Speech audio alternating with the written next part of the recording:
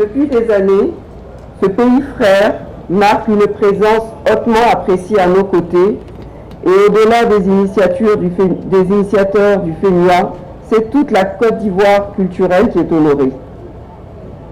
Je voudrais à cette étape de mon propos saluer la mémoire de l'icône de la rumba congolaise Papa Wemba, qui a influencé des générations d'artistes et qui a été rappelé à Dieu, cela a été dit, le 24 avril 2016.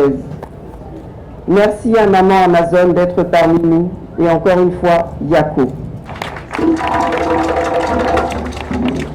La rumba, qui est intemporelle, est inscrite depuis le 14 décembre dernier au patrimoine immatériel de l'UNESCO et la rumba lui doit beaucoup.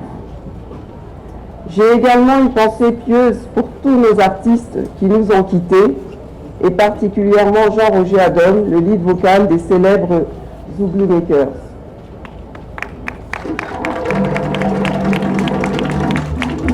Je souhaiterais également que nous ayons une pensée pieuse pour tous ces illustres disparus. Si vous êtes en arrivé là, mes chers magiciens, il vous a fallu persévérer dans l'effort et l'audace, dans le travail, puisque le monde des arts et de la culture est très exigeant et requiert, en plus du talent, une force de caractère sans laquelle le talent finit par s'éteindre.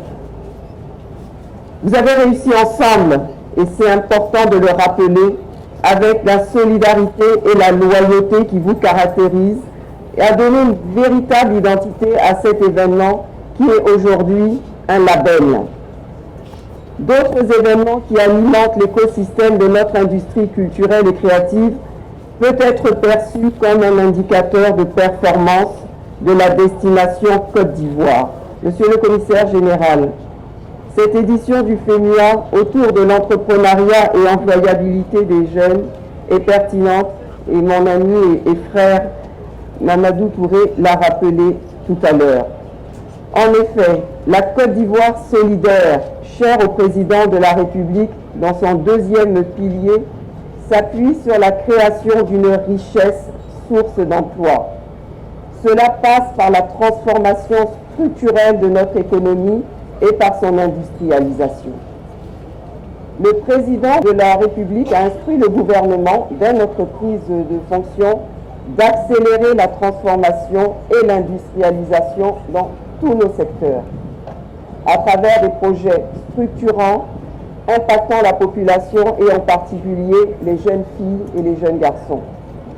Notre présence forte en est la preuve.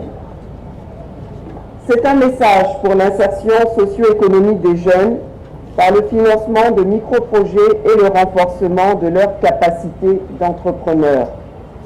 En effet, les industries culturelles et créatives sont une des solutions pour adresser cette question, car le secteur des arts et de la culture offre une panoplie de niches allant des différents métiers, du cinéma jusqu'à ceux de la musique, de la peinture, du design, du théâtre, de l'animation et j'en passe.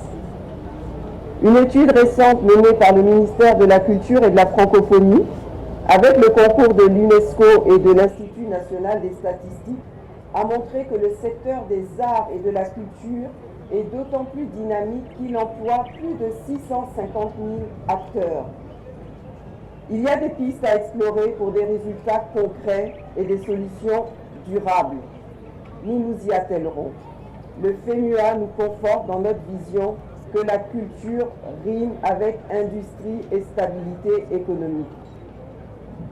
Mon cher ami, monsieur le maire, votre cité vit depuis de longues années à la cadence du FENUA et par vos actions, vous faites en sorte que vos valeurs ancestrales se pérennisent à l'instar du Fatoué, qui est une fête de génération en pays Atchian et que vous organisez dans votre commune.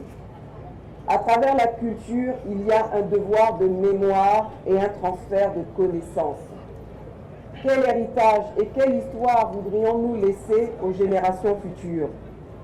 Une question que nous sommes amenés à nous poser au regard de l'évolution du monde, sa globalisation et la perte de certaines valeurs. Chers festivaliers du monde entier, vous êtes chez vous. Une douzaine d'artistes vont nous permettre de voyager à travers des mélodies diverses. Cette rencontre de culture est également celle du partage d'expériences, des bonnes pratiques et du plaidoyer pour des jeunes dont le potentiel est réel.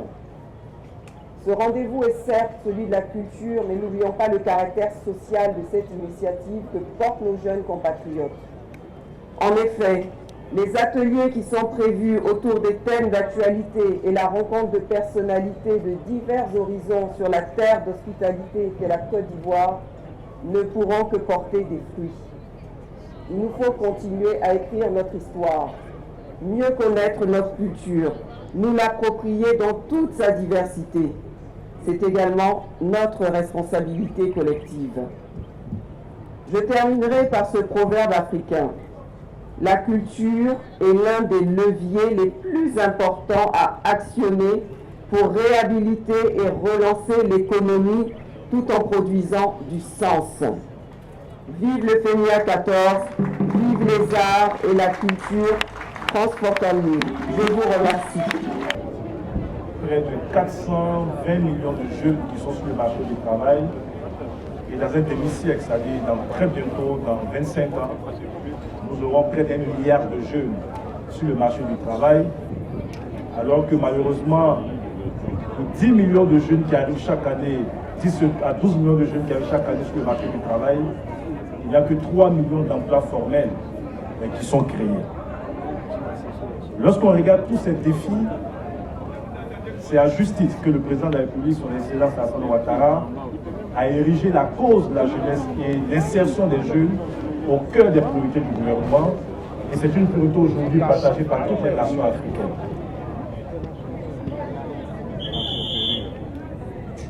Le thème est pertinent à Salfo parce que malheureusement, tes jeunes frères, la grande majorité, veulent tous devenir des fonctionnaires. C'est pour ça que la promotion de l'entrepreneuriat pour nous est intéressante. Mais je dis souvent à ces jeunes parce qu'on a un devoir de vérité. Lorsqu'on gère, on a un devoir de vérité. Chaque année, tous les concours, fonction publique, parapublique, etc., c'est 300 000 candidats chaque année. Et malheureusement, les postes disponibles ne sont que les 30 000. Ça veut dire que de façon structurelle, chaque année, il y a 270 000 jeunes qui ne pourront jamais rentrer dans la fonction publique parce qu'on n'a que 30 000 postes disponibles. Nous avons un secteur privé qui est en plein essor, mais malheureusement qui n'est pas encore suffisamment dynamique pour absorber toute la main-d'œuvre actuellement. Il y a des réformes en cours, il y a des orientations économiques en cours. Le secteur moderne en Côte d'Ivoire embauche entre 600 et 800 000 personnes. Ça veut dire que si je fais un raisonnement par l'absurde, si tous ces jeunes qui sortent de notre système scolaire étaient tous qualifiés, étaient tous diplômés, avec tous de bons niveaux, malheureusement aujourd'hui, on n'a pas un secteur productif à même d'absorber toute cette main-d'œuvre. C'est pour ça que l'entrepreneuriat apparaît comme l'une des solutions. Je ne dis pas que c'est la solution, mais c'est l'une des solutions. Mais pour entreprendre, on n'est pas entrepreneur. Pour entreprendre, il faut accepter de se former. Donc j'estime que c'est l'ensemble de ces questions que tu mets au cœur du débat lors de ce FEMIA. Et pour moi, c'est l'un des FEMIA les plus importants parce que c'est un FEMIA qui va dessiner l'avenir de cette jeunesse à travers les politiques publiques qui sont mises en place. Il faut dire la vérité, regarder les solutions, participer, faire participer les jeunes aux prises des décisions, aux propositions de solutions, parce qu'il y va de notre avenir à tous. Cette jeunesse-là est une bombe à retardement. Si nous, décideurs, n'avons pas à innover, à trouver des solutions rapides tout de suite à leurs problèmes, elles risquent de péter dans notre futur. Mais on peut en faire un atout en démultipliant les solutions de formation, d'employabilité, etc. Donc c'est vraiment, avant l'heure, la petite contribution que j'ai voulu faire. Et te dire aussi que je sais que les négociations avec mes collaborateurs pour l'accompagnement du ministère par rapport à ce FEMIA, on a voulu accompagner le projet entrepreneurial avec la mise en place d'une ligne de financement jusqu'au FEMIA de 50 millions de francs CFA. je décide de porter cette ligne à 100 millions de francs CFA. Ça veut dire que tous les jeunes qui sont dans le domaine des arts, de la culture ou dans d'autres domaines pourraient, à l'occasion de ce feu avec le dispositif qu'on mettra en place, se faire connaître avec des projets et les meilleurs projets. On mettra une ligne de financement de 100 millions de francs CFA pour les accompagner. Je vous remercie.